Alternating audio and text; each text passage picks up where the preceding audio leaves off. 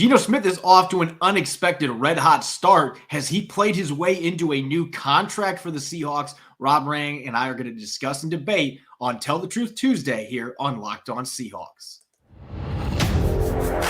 You are Locked On Seahawks, your daily Seattle Seahawks podcast. Part of the Locked On Podcast Network, your team every day.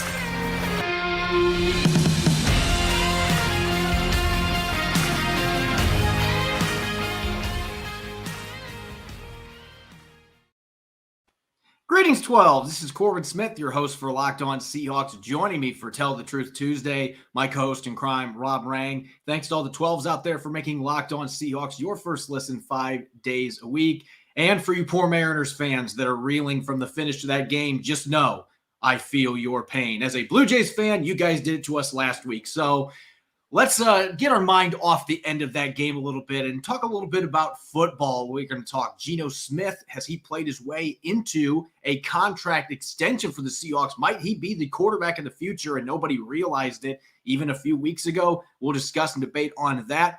A popular player returning to the Seahawks. And, of course, we're going to take a look at what's new with the Arizona Cardinals, Seattle's upcoming Week 6 opponent. Now for your lead story here on Locked On Seahawks. One of the most popular players from the past decade of Seahawks football is returning for a third stint. According to Tom Pelissero, Bruce Irvin is going to sign with Seattle's practice squad, worked out for the team today. Rob, it's interesting because he tweeted a couple days ago that he was flying back out to Seattle, and I actually thought briefly, might he be working out for the Seahawks? But there hadn't been any other murmurs out there about him even wanting to play this year, and yet here we are a couple days later, and not only does he want to play, he's going to be joining Seattle's practice squad. And this doesn't just feel like one of those ceremonious moves where they're just trying to bring a veteran in just so that he can coach up younger players. This is a team that is struggling to rush the passer and set the edge, and they got some injuries at defensive end and outside linebacker as well. So there may be a spot for Bruce Irvin to actually contribute for this football team. Absolutely. He is going to contribute to this football team. And I don't know that he is necessarily going to produce any statistics whatsoever, because as you said, Corbin, he is now a member of Seattle's practice squad, which does not guarantee that he is going to get a spot on the active roster. But similar to a year ago when Seattle brought in Adrian Peterson and suddenly we saw a switch in Rashad Penny, I think that bringing in Bruce Irvin, one of the most pound for pound toughest Seahawks that they've ever had in this franchise's history, and certainly over the last 20 years, there is no doubt in my mind that bringing Bruce Irvin in is going to add an element of toughness to the Seahawks edge rushers that we simply have not seen yet. This is a move to light a fire under Darrell Taylor, to be a little bit of an influence on Boye Mafe. This is a move, again, that is not necessarily going to add to the career numbers that Bruce Irvin, former first-round pick, number 15 overall, all those years ago by the Seattle Seahawks. I don't think that is necessarily going to add to his career numbers. I do think that it is going to add to the grit of this Seahawks roster. I love this move because I think that is needed.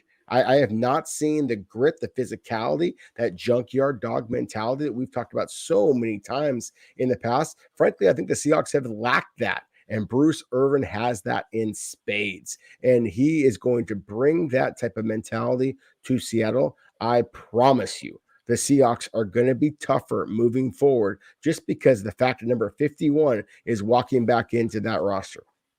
Yeah, I think there is absolutely no reason to be batting an eye at this move if you're a fan. I have seen some of our listeners that have been tweeting, this guy's going to be 35. He hasn't had a sack in a couple of years. What's the point? But this is a no-lose addition. At worst, you're bringing in a veteran that is popular in the locker room. I mean, as soon as I posted an article about him returning, it took Quandre Diggs less than a minute to quote tweet the article with his excitement. I mean, players in this locker room that have played with him before are fired up. He's one of the most popular players in the fan base, too. I mean, they want to shout Bruce again at the stadium, and we don't know if that's going to happen. Again, he's going to be on the practice squad to start off, but I love that you mentioned Darrell Taylor and Boye Mafe, because this does feel kind of like that Adrian Peterson situation last year.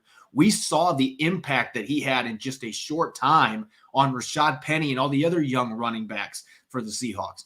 Bruce Irvin can have that type of an effect. And we're talking about a guy that when he came in the league, and he's admitted this, second time that he signed the Seahawks a couple years ago, that he was immature coming into the league. There were character question marks galore with this kid coming out of West Virginia. And yet being around Cliff Averill and Brandon Mebane and some of those other veterans along the defensive line, he learned not only to be a professional on the field, he learned how to carry himself off the field. And he's much more mature now.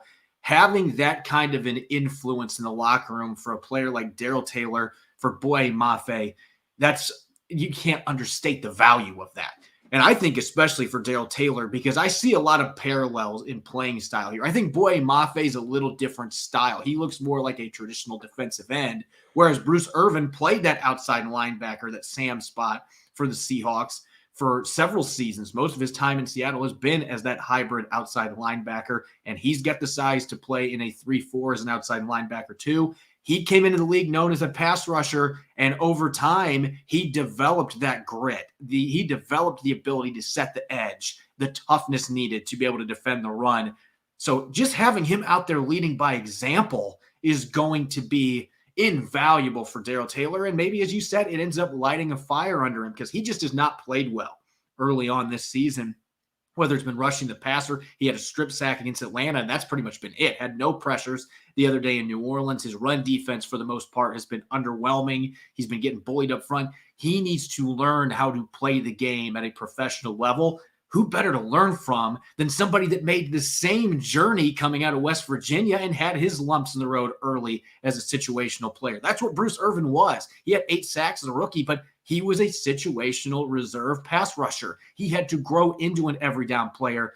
Having that kind of a guy who's already experienced this and successfully made that journey to being a starter and every down caliber player, again, it's invaluable for Darrell Taylor. It really is. I mean, when Bruce Irvin came into the NFL, and again, as a first-round pick of the Seahawks, he was 6'3", 250 pounds, and ran a 4.4 in the 40-yard dash. I mean, his MO was that he was a speed rusher, and yet when he came to the Seahawks, and not only was that a very effective edge rusher, I think he had 10 sacks or so his rookie season. That was kind of the knock on him. He was just a speed rusher. He completely changed his game to be one of the more physical players at the point of attack, in the current Seahawks history. His ability to play at the point of attack, to be able to drop back in space as a traditional outside linebacker. I think that really the reason why he is being brought in is, again, to light a bit of a fire under Darrell Taylor, because Taylor has that similar athletic ability. But at the same time, and I don't mean to be critical about players' fashion and things like that, but I thought that Darrell Taylor in the beginning of this season, and walking in with the sunglasses and all that, he walking around as if he had already become a star for the Seahawks, as if he'd already become a leader for the Seahawks, not only in terms of production, but in terms of true leadership ability. He would be the guy that others should kind of rally around. And obviously that has been a flop to this season, or at least to this point in this season. And so that's what I think that the Seahawks feel like. They brought in Adrian Peterson to get Rashad Penny turned around, and the results speak for themselves. I think the same thing here with Bruce Irvin being brought in to kind of get Darrell Taylor, and certainly to a lesser extent, Boye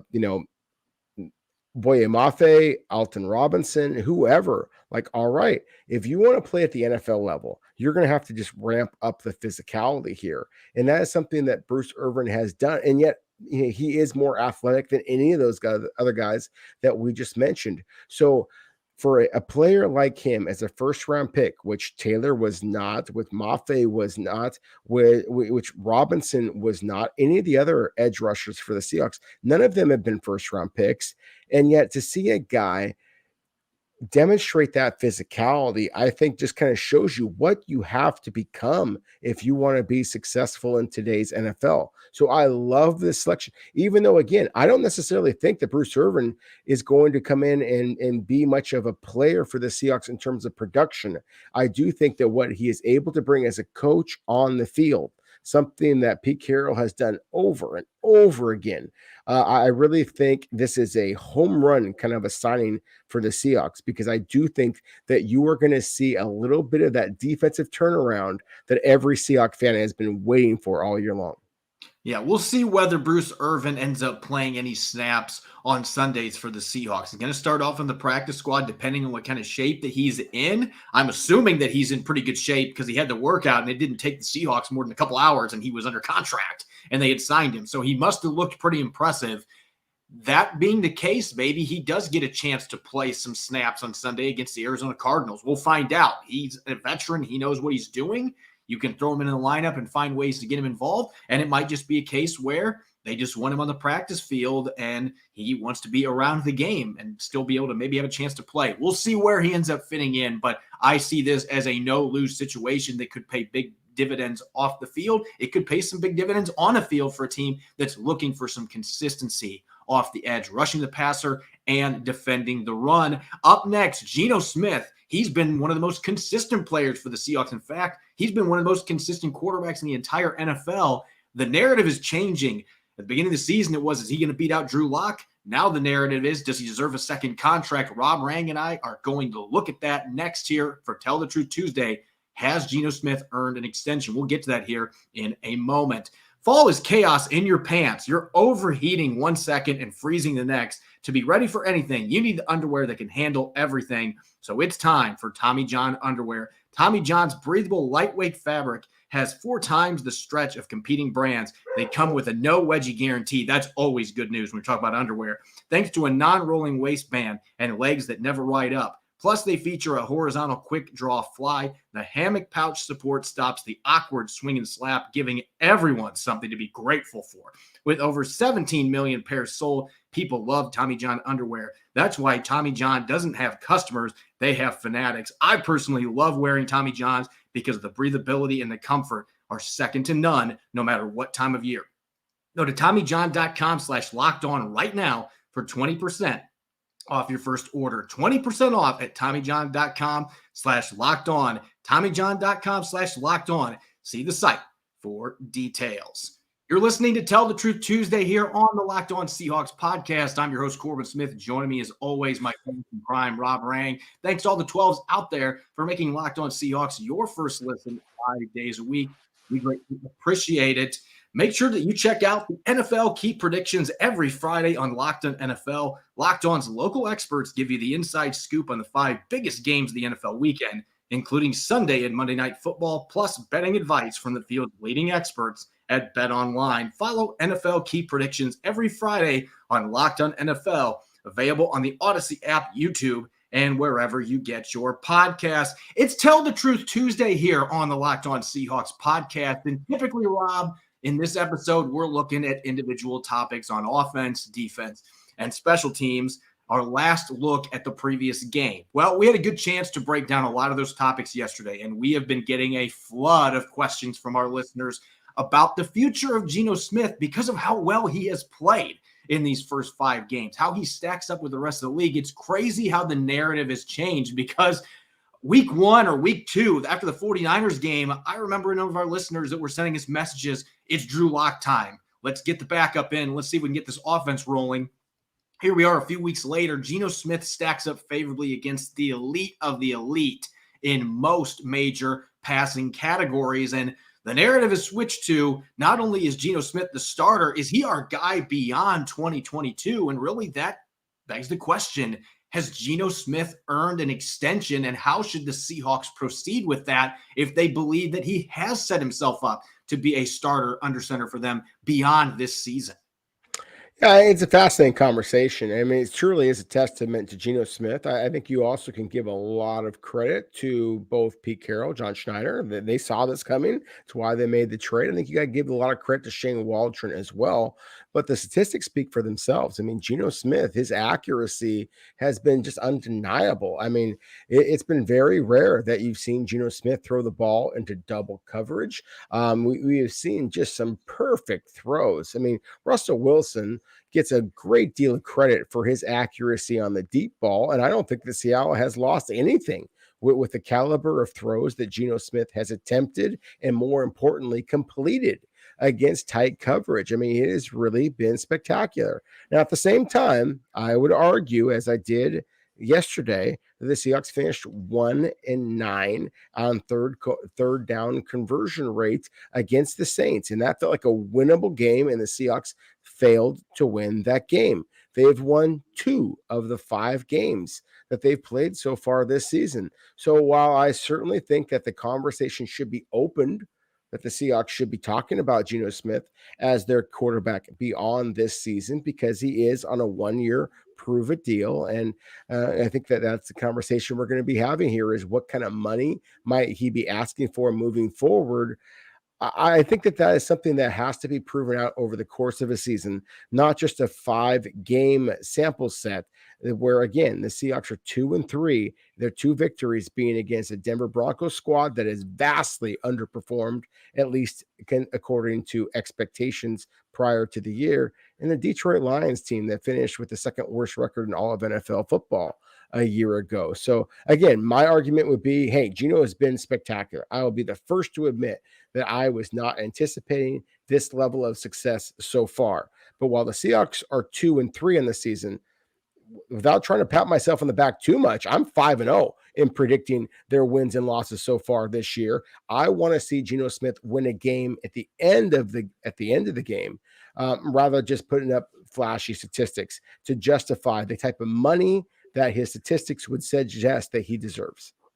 Yeah, let's talk those statistics for a second. Those of you that are watching on YouTube, Geno Smith right now, categories that he is in the top 3 in the NFL. This is staggering. 75.2% completion rate. He's still first in the NFL by a pretty comfortable margin. 9.6%. That's his completion percentage above expectation. Again, very comfortably ahead of the rest of the NFL, according to Next Gen Stats. He's first in that category. He's first in passer rating, 113.1 after 5 games. He's third in yards per attempt at 8.3 yards per attempt. And according to Pro Football Focus, he's number 2 overall with 11 big-time throws. And that's a category that we see a lot of people floating around. You've got your traditional statistics, and you've got some of your advanced ones here. Any way that you slice it, Geno Smith has been carving up defenses. And the Seahawks 2-3 record, aside from week 2, that record being a losing record, is falling on the defense way more than the offense. Geno Smith has delivered the goods that I don't think anybody thought that he was going to, except maybe Pete Carroll and the quarterback. Those were the 2 people that were confident going this season. I can be the starter and I can put up these numbers. So his agent, Geno Smith and his agent, are going to be able to float those numbers out if he continues to play anywhere close to this level. They're going to be able to float those numbers out and be like, hey, my client is clearly a starting quarterback in the NFL, and he deserves to be paid as such. The issue that you're going to be dealing with here is, I'm not going to say this is unprecedented, because there have been a few times in NFL history where quarterbacks in their early 30s have kind of just figured it out. Rich Gannon's the last one that comes to mind. A player that was a starter early in his career, wasn't great as a starter, then was a backup for a number of years, and then he lands with John Gruden in the right system, eventually becomes an MVP and leads the Raiders to a Super Bowl. There really haven't been many other examples. I guess you could look at Steve Young. He started with the Bucks, then was behind Joe Montana all those years, and then ended up being the superstar that he was. But there just aren't very many examples, especially since 2000. I can't think of any others. Maybe Ryan Tannehill, but he was a former first-round pick that really didn't have a long window where he was a backup. It just doesn't compare when you're talking about Geno Smith with his 7 years between starting jobs. And for him to go out and play this way, that puts John Schneider in an interesting predicament, because on one hand, Nobody else was really that interested in signing Geno Smith this offseason. That's why they could wait and then eventually signed into a one-year deal. On the other hand, if Geno Smith keeps putting up these numbers, there are a lot of teams out there that need upgrades at quarterback. There will be other teams this next offseason that will certainly have interest. So I think it puts John Schneider in a little bit of a pickle if he keeps playing this way. It's a good problem to have. You could still draft a quarterback in the first round next year and still have Geno Smith in your roster as the starter until it's time to put that young quarterback in. But typically when teams pick a quarterback in the first round, they want to get him out there as quickly as possible. It changed a lot in that regard. So it really hand ties John Schneider a little bit if he keeps playing this way, because you're put in a position, do I extend him now and maybe get him a little cheaper without waiting out the entire season? What if we extend him and then he starts playing like his former self? Now you're on the hook for a lot of that money. I mean, it is a complicated decision process. See, I don't know if it is a complicated decision process at this point. And I would argue there's been some other quarterbacks who have done it. Brad Johnson, helped the Tampa Bay Buccaneers have a lot of success. Kurt Warner had the Rams have an awful lot of success. Now, they were not second round picks the way that Geno Smith was. And as you mentioned, I mean, he basically had 7 years of not being a starter, but it's not completely unfathomable to see these quarterbacks who have had to sit for a while and have some success. And, again, I think there's going to be some loyalty to Geno Smith, to the Seahawks. The club could certainly at the end of this year, if they chose to, just franchise him. And giving some of my thoughts here, as far as I'm concerned, you've got 4 options with Geno Smith right now. The first one is to re-sign him in season. I think that maybe can save you the most money, because you don't want to get to the end of the year. If Geno keeps playing this way, his price tag is just going to keep going up in a league where quarterbacks are paid handsomely if they play at a high level. So you're looking at a 2-3 year deal, probably in that 15 to 20 million per year range. That might seem like a lot, but then you look at the franchise tag, which you just mentioned, Rob. 31.4 million is the estimate according to Over the Cap for this year. So if you could get him for 15 to 20 million per year for a 2 or 3 year contract, and you can do that middle of the season, you believe he's your guy at least for another year or two, you absolutely want to do it now rather than wait for a franchise tag. You could let him test free agency, but there is always the risk of losing him. And I think the last option here, and maybe this is the one that you and I might both agree on the most, the Ryan Tannehill deal, because Ryan Tannehill, after reviving his career in Tennessee, got a 4-year, $118 million contract. He's led the Titans to a number 1 seed. They haven't had much success in the playoffs the last couple of years, but he's been one of the NFL's better quarterbacks the last 3 or 4 years, and he's really turned his career around. He was a little younger than what Geno Smith is now, but if Geno Smith plays close to this the entire season and you believe, you know what, we can win with Geno for the next 3 or 4 years, we want him to be the guy, then you're looking at a contract that's probably going to be in that 3 to 4 year range where you're looking at close to 30 million per year and that franchise tag value. But if he earns that money and he somehow leads the Seahawks to the playoffs, then, John Schneider might be more willing to pay that price tag if he has earned that. You don't want to give that kind of contract in the middle of the season, though. I would agree with you on that. You don't want to rush to a decision like that at the most important position on the field. Yeah, there's no question about it. I mean, again, that's a monstrous if he can continue to play at this level. Now, again, I would say that Geno Smith proved a lot to me this past week. I don't care what he does against the Detroit Lions because their defense is horrific. But walking into the Superdome and completing the throws that he completed against the Saints was incredibly impressive. Certainly better than what I thought walking into that game. At the same time, again, I'll use the comparison I made to Quandre Diggs a moment ago, and I apologize for the lack of connection apparently that I'm having at this point. But I argued a year ago that if the Seahawks had the worst secondary in the NFL, as statistics were suggesting, then why are you bringing back Quandre Diggs? Because as good of a player as he is, clearly he's not making enough of an impact to make Seattle secondary that good. I don't care what Geno Smith's numbers are. You throw out all the statistics that you want from whoever you want. If the Seahawks are not actually winning football games, and again, their 2 victories are against 2 teams that are under 500, If you're not actually winning football games, then why do you want to allocate that much money to a 32 going on 33-year-old quarterback? Now, again, if he continues to play at this level and the Seahawks can squeeze out a possible playoff run here, then sure, you'd want to bring him back. But at the same time, at this point, week 5 of the NFL season, the Seahawks are tied for last in the NFC West. My argument would be use one or perhaps even two of those 4 selections you're going to have right now in the top 40 of the 2023 NFL draft to get yourself a young quarterback and build for the future when you're competing for championships, not for maybe a middle spot in the NFC West playoff race. Yeah, I think what we can agree on right now is there's been 5 games. It's still too early to be making any type of decisions on this front. Now, if the Seahawks want to get in front of this and try to save money a few weeks from now, and they're just like, look, Geno has proven to us that he at least deserves to be in consideration to be the starter the next year or two, then they might try to make a deal work out before the season ends rather than waiting until free agency.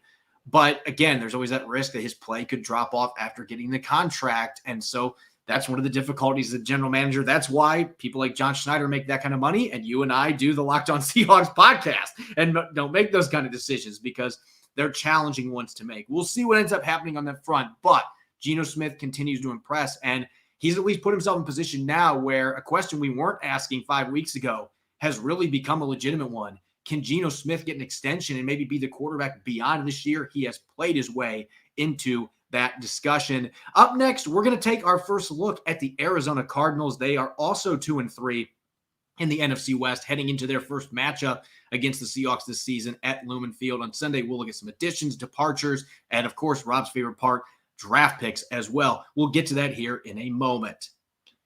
BetOnline.net is your number one source for football betting info this season. Find all the latest player developments, team matchups, news, podcasts, and in-depth articles and analysis on every game you can find. And as always, BetOnline remains your continued source for all your sport wagering information with live betting and up-to-the-minute scores for every sport out there. The fastest and easiest way to check in on all your favorite games and events, including Major League Baseball, boxing, and golf. Head to BetOnline.net or use your mobile device to learn more. BetOnline, where the game starts.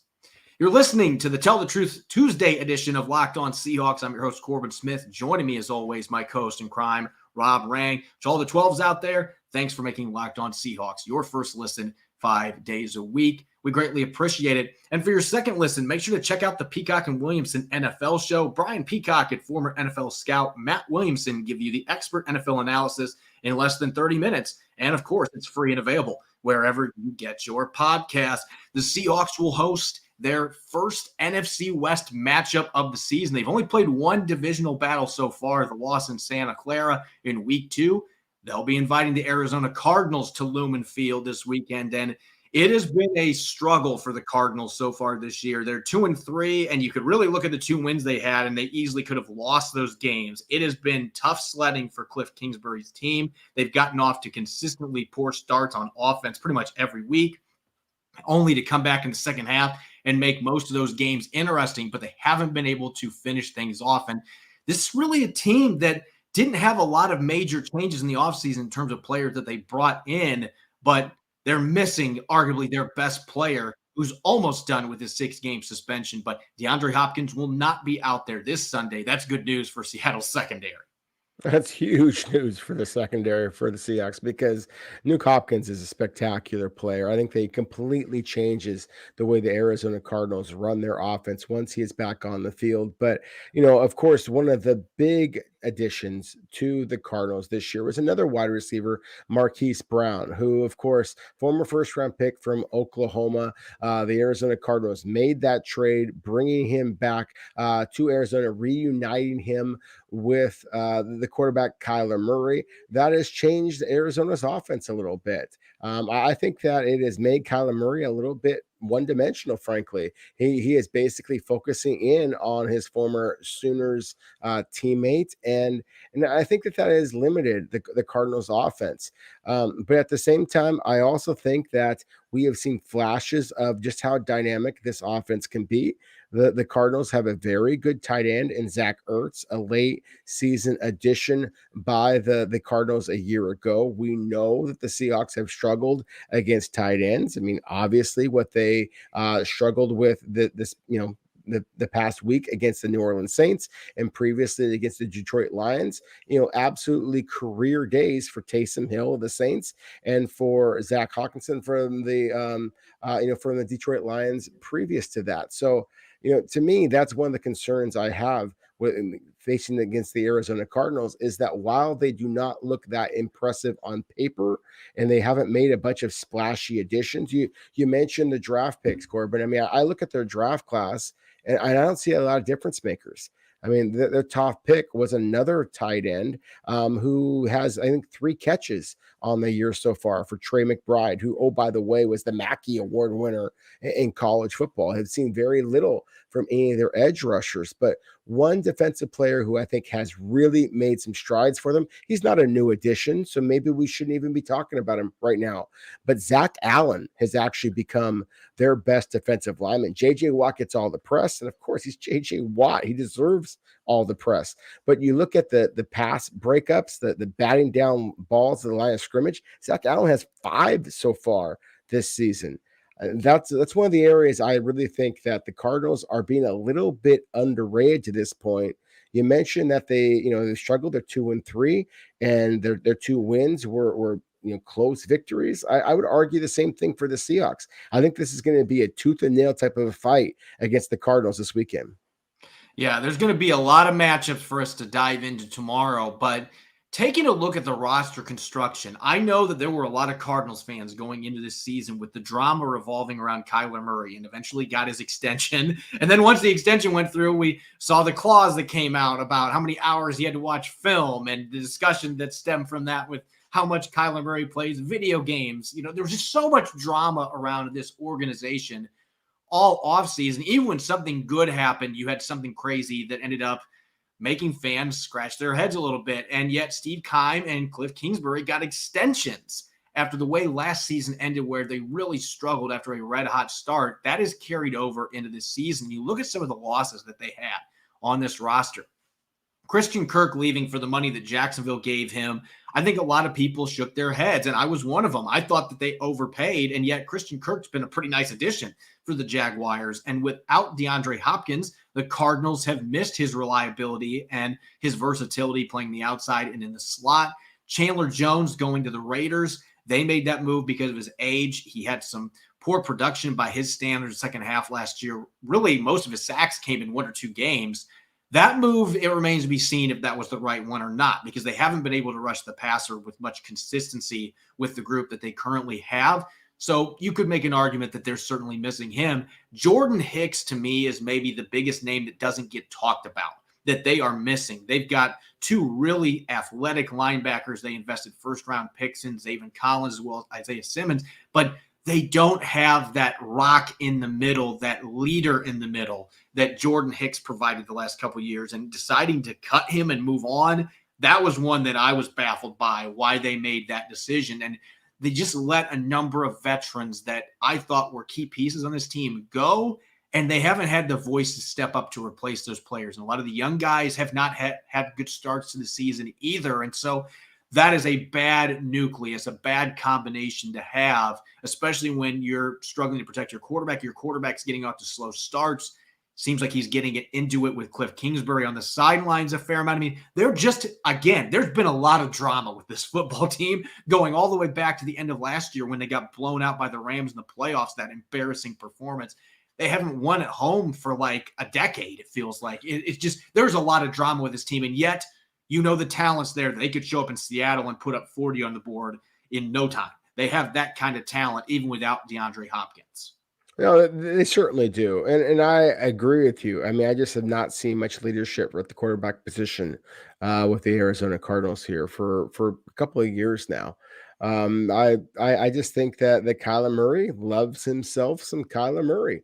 I mean, he is, I think, enamored with his own physical talent. I mean, this guy can make throws that very few other quarterbacks in the NFL can make. He certainly is absolutely dynamic as a runner.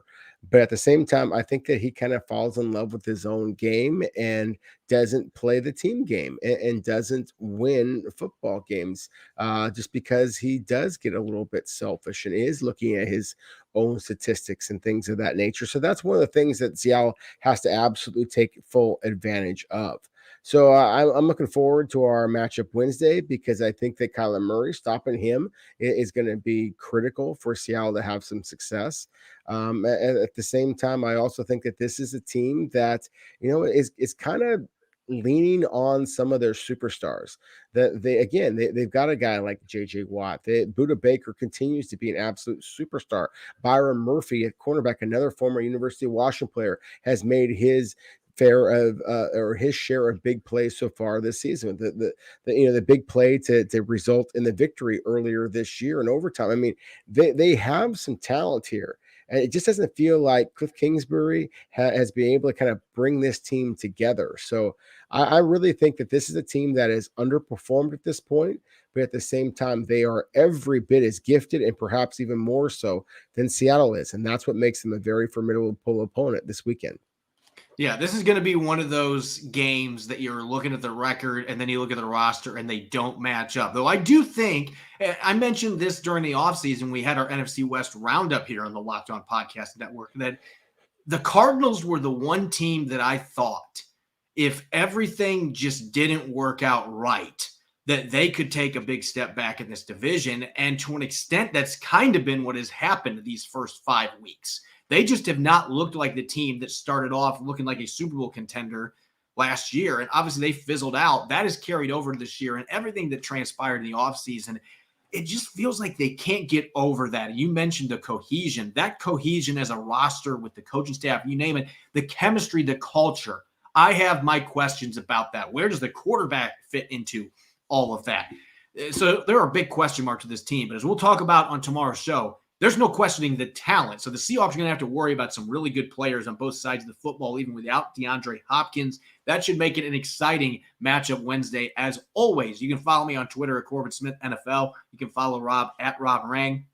Make sure to check out Locked On Seahawks on Apple Podcasts, Google Podcasts, Spotify, and streaming 5 days a week on YouTube. As we've advertised already, coming up tomorrow, we'll break down 6 crucial matchups heading into this NFC West home opener for the Seahawks taking on the Cardinals. You won't want to miss it. Thanks for listening in. Enjoy the rest of your Tuesday. Go Hawks.